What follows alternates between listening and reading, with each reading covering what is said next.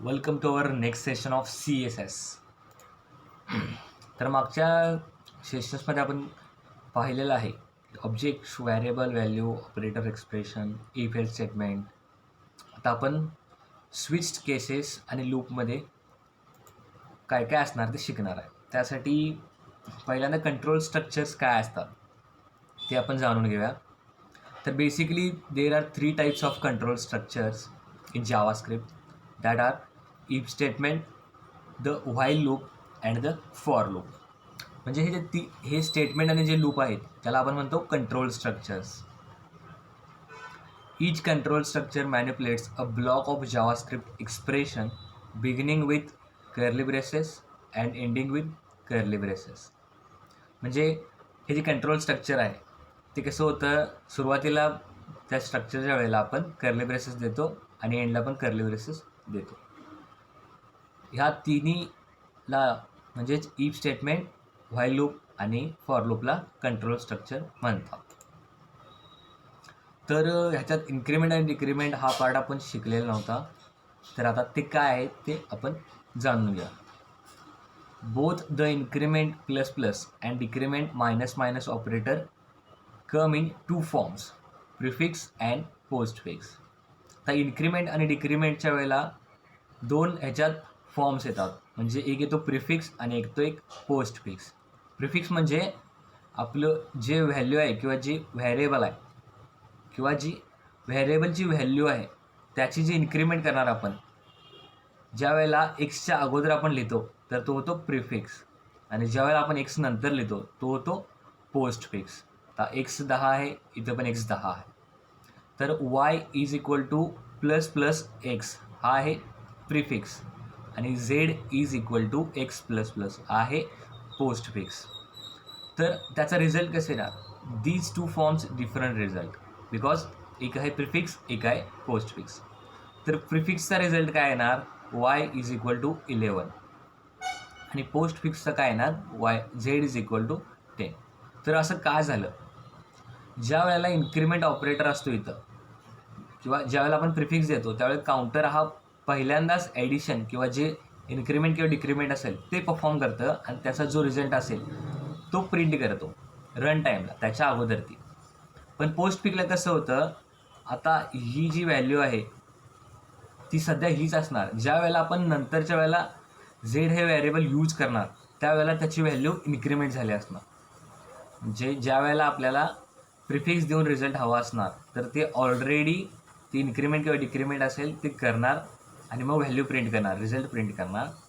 पोस्टफिक्समध्ये कसं, ज्या वेळेला पोस्टफिक्स करणार त्यावेळेला आहे तो रिझल्ट देणार आणि त्यानंतर ज्या वेळेला आपण ती यूज करणार त्यावेळेला त्याचे इन्क्रिमेंट होऊन आपण यूज करणार. These 2 forms different results. X is equal to 11 in both cases. फक्त ते डिस्प्ले होताना वेगवेगळ्या टायमिंगला होणार.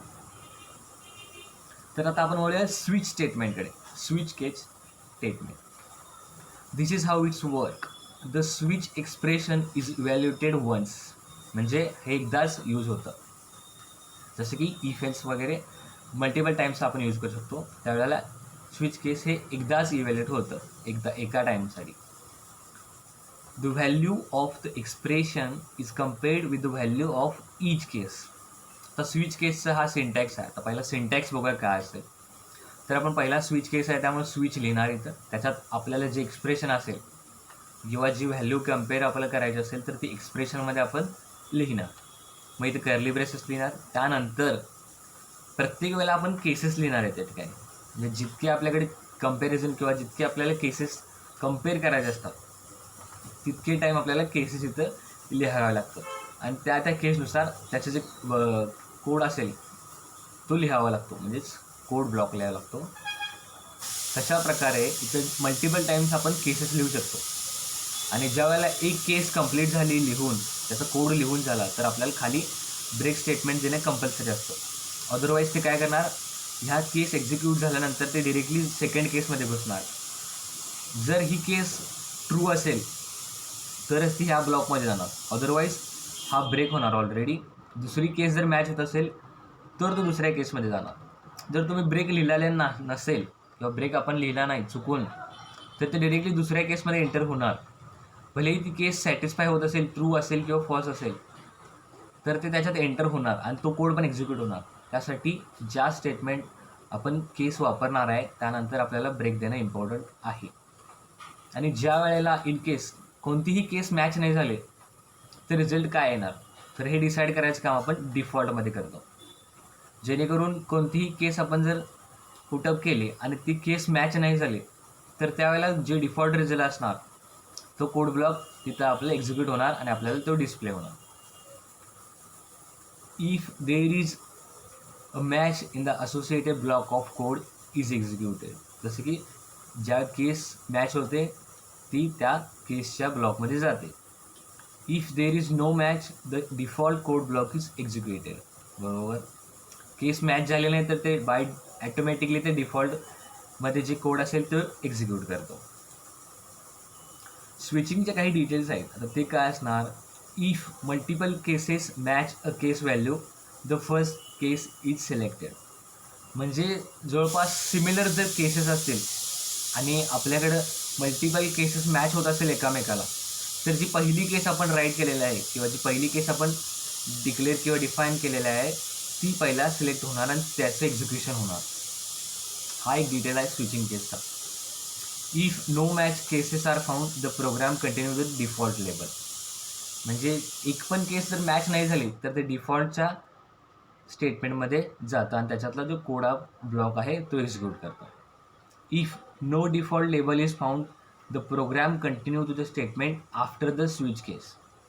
म्हणजे जर केस पण मॅच झाली नाही आणि तुम्ही जर डिफॉल्ट हा कीवर्ड किंवा हा जर लेबल पण तुम्ही दिलेला नसाल तर ते स्विच केस कन्सिडरच करत नाही. म्हणजे continue the statement after the switch, म्हणजे स्विच केस नंतर जे राईट असेल किंवा जे प्रोग्राम लिहिलेला असेल तो डिरेक्टली एक्झिक्यूट होतो, मग ते केसेसमध्ये जातच नाही. त्यानंतर येतो ब्रेक कीवर्ड. ब्रेक कीवर्ड काय असतं, when JavaScript reaches a break keyword, it breaks out of the switch block. म्हणजे ज्या वेळेला आपण स्विच ब्लॉकला ब्रेक करणार असेल किंवा त्याच्यातून आपल्याला बाहेर पडायचं असेल तर आता वापरतो break state keyword. This will stop the execution of inside the block. म्हणजे एखाद्या केसमध्ये एक्झिक्युशन होत असेल आणि आपल्याला त्याच पॉईंटपर्यंत आपल्याला ती केस एक्झिक्यूट करायची असेल तर आपण त्यानंतर आपण ब्रेक स्टेटमेंट दिला तरी चालेल, जेणेकरून तिथपर्यंतच लाईन ऑफ कोड आहे तेवढापर्यंतच आपल्याला एक्झिक्युशन हवा असणार आहे inside the block. It is not necessary to break the last case in switch block. म्हणजे स्विच ब्लॉकचं जे लास्ट केस असणार त्याला ब्रेक करायची गरज नाही, बिकॉज स्विच केसचा जो ब्लॉक आहे ते ऑटोमॅटिकली एंड होणार असतो. The block breaks there anyway. बरोबर, म्हणजे ज्या वेळेला केस संपते किंवा ज्या वेळेला आपला ब्लॉक ऑफ कोड संपतो त्यावेळेला तो ॲटोमॅटिकली ब्रेक होतो किंवा तो नेक्स्ट कोडसाठी ॲटोमॅटिकली एक्झिक्युशनला जातो. Note that if you omit the break statement the next case will be executed even if the evaluation does not match the case. आता ओमिट्स म्हणजे काय, ज्यावेळेला तुम्ही ब्रेक स्टेटमेंट नाही किंवा लिहायचं विसरता तर त्यावेळेला काय होतं, next case will be executed even if the evaluation does not match the case. म्हणजे एखाद्या केसमध्ये आपण एंटर केलं असेल, जसं की आपण इथं मगाशी बघितलं ज्यावेळेला आपण ब्रेक लिहिलेला नसेल तो डायरेक्टली केस एक्समधून डायरेक्टली केस वाय एक्झिक्यूट होणार. भलेही ती केस मॅच होत असेल किंवा नसेल, डझंट मॅटर, बिकॉज त्याला ब्रेक हा स्टेटमेंट, ब्रेक हा कीवर्ड त्याला मिळालेला नसतो. त्यामुळं ते डिरेक्टली दुसऱ्या जो केस असेल त्याच्यात ते एंटर करणार. त्यासाठी आपल्याला प्रत्येक केसनंतर ब्रेक स्टेटमेंट देणं इम्पॉर्टंट आहे. आता येतो डिफॉल्ट कीवर्ड. तर default keyword specifies the code to run if there is no case match. म्हणजे जसं की कोणतीच केस मॅच नसेल होत असेल त्यानंतर जर काय प्रिंट होणार किंवा काय डिस्प्ले देणार तर ते जे असणार लाईन ऑफ कोड तो असणार डिफॉल्ट कीवर्डमध्ये, डिफॉल्टच्या स्टेटमेंटमध्ये. तर ज्यावेळेला काहीच मॅच होत नसणार केसेस तर ते डिरेक्टली डिफॉल्टमध्ये जे तुम्ही राईट केलं असणार ते प्रिंट होणार आणि आपल्याला ते डिस्प्ले होणार. The default case does not have the last case in switch block. म्हणजे असं काही नाही की डिफॉल्ट केस ही लास्टलाच लिहायची की सगळ्या केसेस झाल्यानंतर. तर तुम्ही डिफॉल्ट केस ही पहिला पण लिहू शकता, आधीमध्ये कुठेही लिहू शकता. असं काही कंपल्शन नाही की ते लास्टलाच हवं लास्टलाच लिहायचं किंवा कुठेही लिहायचं. ज्यावेळेला स्विच केस येते त्याच्यात तुम्ही डिफॉल्ट स्टार्टिंगमध्ये पण लिहू शकता किंवा एंडिंगला पण लिहू शकता. तर आता आपण बोलूया लूप स्टेटमेंटमध्ये. तर there are different kinds of loops. For example there is for loop, for in loop, for of loop, while loop, do while loop. पण आता आपण बघणार आहोत या सेशनमध्ये फॉर लूप आणि while to while loop. For loop म्हणजे कसं? For loop loops through a block of code a number of times. म्हणजे फॉर लूप हे काय? ब्लॉक ऑफ कोड असतं, ते नंबर ऑफ टाईम एक्झिक्यूट होतं, जेणेकरून त्याच्यात केसेस असतात, मल्टिपल केसेस कम्पॅरिझन वगैरे असतात त्या फॉर लूपमध्ये. त्यानंतर फॉर इन काय असतं? Loops through the properties of object. तर ज्या वेळेला आपल्याला प्रॉपर्टीज ऑफ ऑब्जेक्ट कन्सिडर करून काही जर लूप्स हवे असतील तर ते फॉर इनमध्ये आपण ह्या लूपचा वापर करून आपण त्याच्यात ॲक्सेस करू शकतो. For of loops through the value of and iteration object. म्हणजे ज्या वेळेला आपल्याला इटरेशन्स हवे असतील, जसं की आपण मॅथ्समध्ये काही इटरेशन्स काढलेले असतात किंवा सॉल्व केले असतात, तशा प्रकारे ऑब्जेक्ट रिलेटेड जे इटरेशन असतील ते फॉर ऑफ या लूप थ्रू आपण एक्झिक्यूट करू शकतो किंवा त्याची व्हॅल्यू आपण मिळवू शकतो. While loop. While loops through a block of code while a specified condition is true. तर इथं काय येतं? ज्या वेळेला कंडिशन असेल कोडमध्ये, ती स्पेसिफाय करत असेल, ज्या वेळेला ट्रू असेल तर ती व्हाईल लूपमध्ये एंटर करणार. आणि डू व्हाईल काय असतं? Also loops through a block of code while a specified condition is true. म्हणजे सिमिलर, व्हाईल आणि डू व्हाईल सिमिलर आहे, फक्त थोडासा चेंज आहे. आता आपण फॉर लूपचं सिंटॅक्स बघूया आणि ते कसं एक्झिक्यूट होतं ते बघूया. तर पहिला आपण फॉर लूपचा सिंटॅक्स बघा. तर फॉर लूप कसं लिहायचं किंवा त्याचा सिंटॅक्स काय असणार? तर for in bracket statement 1 semicolon, statement 2 semicolon, statement 3 semicolon, आणि जो कर्ली ब्रेसेसमध्ये त्याचा कोड ब्लॉक असेल तो आपण लिहायचा. तर स्टेटमेंट 1 मध्ये काय असणार? Statement 1 is executed one time before the execution of code of block. म्हणजे फॉर लूपचा जो पहिला स्टेटमेंट आहे हा कोड ऑफ ब्लॉकमध्ये एंटर व्हायच्या अगोदर तो एक्झिक्यूट होतो. Statement 2 defines the condition for executing code of block. आता फक्त डिफाईन करण्यासाठी आपण हा स्टेटमेंट 2 वापरतो एक्झिक्युटिंग कोड ऑफ ब्लॉकसाठी. म्हणजे ज्या वेळेला आपण कोड ऑफ ब्लॉकमध्ये अजून एंटर केलेलं नाही त्यावेळेला डिफाईन्स द कंडिशन, म्हणजे आपण स्टेटमेंट 2 मध्ये जी कंडिशन दिली आहे ती डिफाईन करण्यासाठी आपण स्टेटमेंट 2 चा यूज करतो. Statement 3 is executed every time after the code block has been executed. म्हणजे स्टेटमेंट 3 हे मेन कोड ब्लॉकमध्ये एक्झिक्यूट होत असतं, मग ते मल्टिपल टाईम्ससाठी यूज होतं, जेणेकरून स्टेटमेंटमध्ये किंवा आपण काही कंपॅरिझन किंवा काही प्रिंट करणार असेल तर ते मल्टिपल टाईमसाठी आपण प्रिंटिंग करू शकतो नंबर ऑफ लाईन ऑफ कोडसाठी. त्यासाठी ते executed every time after code block has been executed. आता त्याचं एक एक्झाम्पल घेऊया. तर एक्झाम्पल काय आहे? Question print the number 1 through 10. आता हा आपल्याकडे आहे क्वेश्चन, तर ह्याला सॉल्व कसं करायचं? फॉर लूप वापरून. तर फॉर लूपचा हा सिंटॅक्स आहे. पहिला स्टेटमेंट हा झाला, दुसरा स्टेटमेंट हा झाला, आणि तिन्ही स्टेटमेंटमध्ये प्रत्येक स्टेटमेंटनंतर सेमिकोलन द्यायचं. लास्ट स्टेटमेंटनंतर सेमिकोलन देणे इम्पॉर्टंट नाही, बिकॉज ब्रॅकेट कंप्लीट होतो. आणि हा जो झाला फॉर लूपचा सिंटॅक्स. तर हे कसं होणार? आय इज इक्वल टू 1 होणार. तर आय इज इक्वल टू 1 याचं मिनिंग काय? हे executed one time before the execution of code block. म्हणजे कोड ऑफ ब्लॉक एक्झिक्युशन व्हायच्या अगोदर हा आपला जो आय आहे तो इक्वल टू 1 आहे, हा एक्झिक्यूट होतो. त्यानंतर I is less than equal to 10. तर म्हणजे काय होतं? ही defines the condition for executing code block. तर हा झाला पहिला कोड ब्लॉकच्या आत जायच्या अगोदर. त्यानंतर आला ही कंडिशन, बरोबर आहे, हा आहे comparison operator i is less than equal to 10. आणि त्यानंतर आय प्लस प्लस म्हणजे काय? Is executed every time after code has been executed. मग आता हा आय प्लस प्लस कितीपर्यंत तो प्रिंट होणार? तर इथं आहे 10पर्यंत. सुरुवात कुठून करायची? 1 पासून. एंड कुठंपर्यंत करायचा? 10 पासून. हा आय प्लस प्लस आहे, हा ॲटो इन्क्रीमेंट आहे. हा प्रत्येक लाईन ऑफ कोड नंतर तो परत परत प्रिंट होणार बिकॉज इट एक्झिक्यूट्स एव्हरी टाईम. तर इनिशियलाइज काउंटर, आता टेक्निकली जर सांगायचं म्हटलं तर आय इज इक्वल टू काय असतं, तर हे काउंटर इनिशियलाइज करतं, जेणेकरून आय हा जो व्हेरिएबल आपण कन्सिडर केला आहे तर तो स्टार्टिंग 1साठी इनिशियलाइज करायचा हा काउंटर. आणि जे लास्ट टार्गेट व्हॅल्यू असणार की जेणेकरून आपण एक मेन कंडिशन आपण तिथं मधल्या जो स्टेटमेंट आहे स्टेटमेंट 2मध्ये आपण टाकलेलं आहे, तर ती मॅक्सिमम जी टार्गेट व्हॅल्यू असणार आहे जिथंपर्यंत आपल्याला लूप हा एंड करायचा तिथंपर्यंत. आणि आय प्लस प्लस म्हणजे काय, तर update the counter at the end of the loop. म्हणजे आय प्लस प्लस हा कुठंपर्यंत एक्झिक्यूट होणार, तर टार्गेट व्हॅल्यूपर्यंत अपडेट होणार.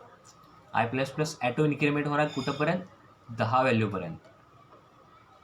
तर हे लिहिताना असं लिहायचं आणि याचं डिस्क्रिप्शन टेक्निकली असेल.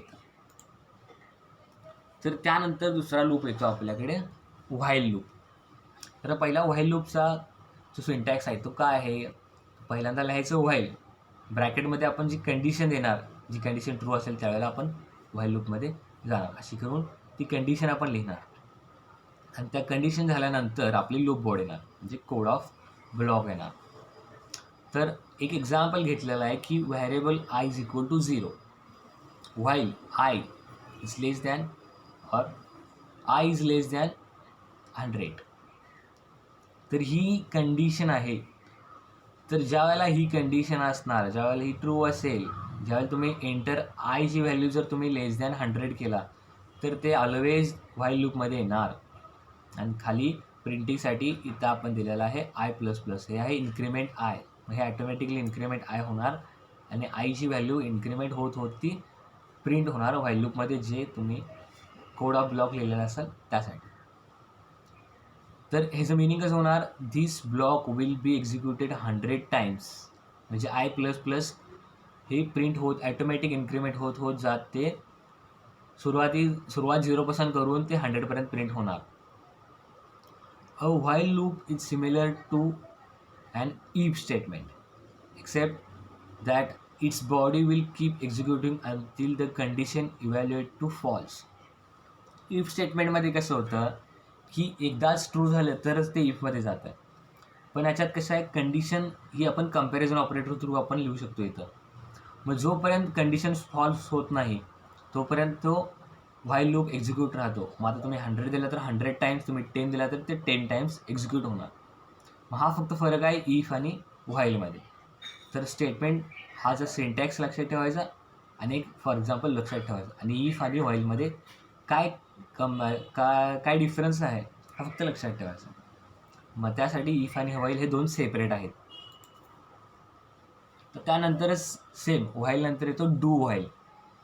तर डू व्हाईल कसं, it is almost exactly the same as while loop except for the fact that the loop's body is executed at least once before the condition is tested. म्हणजे ज्या वेळेला आपण condition लिहिणार त्याच्या अगोदर ते टेस्ट करण्यासाठी आपण डू व्हाईलचा यूज करतो. आता डू व्हाईलचं सिंटॅक्स कसा आहे, हा डू असणार तो पहिल्यांदा येणार, डूमध्ये आपले असणार लूप बॉडी आणि त्यानंतर व्हाईल असणार, त्याच्यात असणार कंडिशन. तर डू नंतर असणार लूप बॉडी, व्हाईल नंतर असणार कंडिशन. पण इथे कसं होतं, व्हाईल नंतर असणार कंडिशन आणि त्यानंतर लगेच लूप बॉडी. हा फक्त एक छोटासा डिफरन्स आहे, बाकी सिमिलर वर्क करते. Here is a do while loop. तर डू व्हाईल लूपचं एक एक्झाम्पल. आता हा डू आहे, त्याच्यात आपण काय लिहिलेलं आहे, तर ह्याच्यात लूप बॉडी लिहिलेलं आहे. मग त्याच्यात एक फॉर एक्झाम्पल डिस्क्रिप्शन कसं होणार, even though the condition evaluate to false this loops body will still execute once. म्हणजे ज्या वेळेला आपण व्हाईल लूपच्या आत जाणार किंवा ज्या वेळेला ती कंडिशन चेक करणार त्याच्या अगोदर डू हे लूप चेक करतं की बॉडीमध्ये आपण ते चेक करतं कंडिशन इव्हॅल्युएट टू फॉल्स. म्हणजे व्हाईल लूपमध्ये जे असणार त्याच्या अगोदर डू हे एक्झिक्यूट होणार. त्याच्यासाठी अगोदरच आपण डेफिनेशनमध्ये लिहिलेलं आहे की the fact that the loops body executed at least once before the condition is tested. तर कंडिशन कुठं असणार, व्हाईलमध्ये असणार.